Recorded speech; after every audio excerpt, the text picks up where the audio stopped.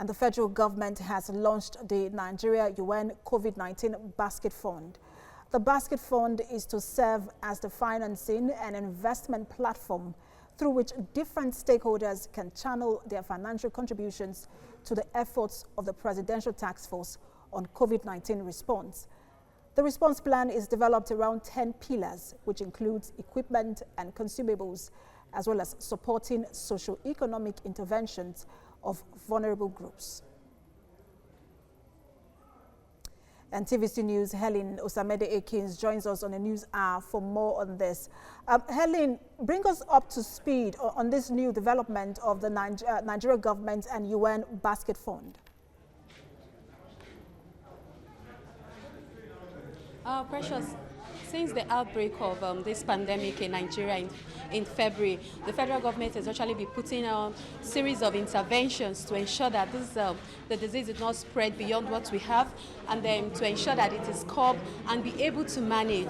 And then since this pandemic, a lot of cases have been coming up. From one index case, it increased, and then to where we are now, which is over 200.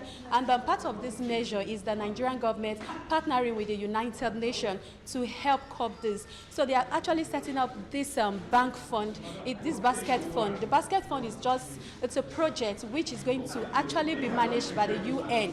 The UN will be the one to coordinate the activities. It will enable investors, private sectors, and all others that want to help Nigeria in this pandemic to bring in their contributions. And then whatever is being contributed, either financially, the UN, we know they have an international standing. They're going to help Nigeria in making some of this purchase internationally in terms of buying some of the equipment that will be needed to help treat those affected. So that's one of the reasons for this. And then one other thing is that this fund raising basket is different from what we've had in the past, where several Nigerians, corporate bodies, and all others international bodies have come to contribute.